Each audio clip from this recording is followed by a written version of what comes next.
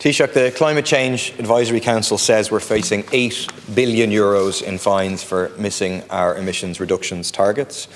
Your predecessor, Leo Varadkar, told the Sunday Business Post at the weekend that the targets will not be met. We know that about 10% of emissions are from heating and using electricity in residential homes.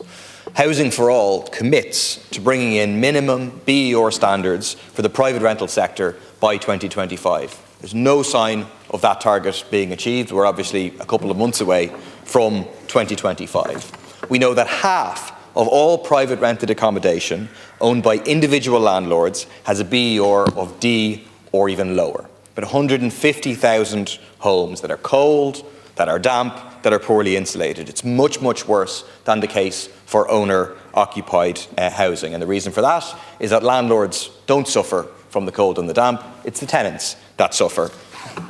Homes that are badly insulated cost around €2,500 extra a year to heat compared to homes that are B2 rated.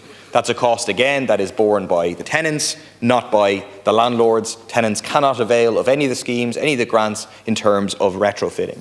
That's why on Monday I launched a bill with Friends of the Earth to legislate for minimum BER standards in the private rented sector, prohibiting landlords from using retrofitting as a pretext for evicting tenants or for raising rents. Taoiseach, will you bring in minimum BER standards for private rental accommodation? To colleagues, to Deputy O'Murricu, I'll certainly seek an update in relation to our ongoing engagement regarding the case of Private Sean Rooney. And I know it's a case that we take obviously a very active interest in, and continue to keep in close contact with the UN and the Lebanese government in relation to that. I take the point you make, and you've made it before in this House, in relation to support schemes for renewable heat and the need for them to be more innovative or agile in terms of responding to issues for people, and I'll certainly bring that to the attention of the Minister. And similarly, I think it's a fair point that if a county council is overperforming or has a capacity to do more in the retrofitting system and lots of stock that needs it, we should be looking to reward those moving faster rather than have people move at the pace of the slowest. I think that's fair, and I'll come back to you in relation to that. To Deputy Whitmore, when you were raising those issues, I thought you were gearing up to raise the Glen of the Downs, which I know is something we're going to work on together. Pardon me? I'll answer that as well, because I know you gave me a petition in relation to this yesterday from many of our constituents, and I know it's a very important issue. I want to acknowledge your good work on it and the meeting we had with the Delgany Community Council, and I will work with you and the National Parks and Wildlife Service to see if we can make progress on that issue, because whilst it's a local Wicklow issue, I know it's also a climate issue and an important community amenity that we'd like to see utilised for that. But look, the broader point you made and other colleagues made in relation to where we're at, and I think you're right to say setting targets is the easy bit, delivering the targets is harder, but that is a statement of fact, and you're also right to say it was important to set the targets and to put those targets in law. We now need to really put our shoulder to the wheel collectively to make sure we don't end up paying fines, that we actually achieve the targets. And the government is committed to addressing greenhouse gas emissions here in Ireland. That's why we did pass one of the most ambitious climate laws in the world, and it's why we're trying to mobilise the public and private sectors to deliver climate emissions. We did say, as Deputy Barry predicted, I may say, but we did see in 2023 a decrease of 6.8% in Ireland's greenhouse gas emissions compared to 2022, which had also seen a 1.9% reduction in the previous year.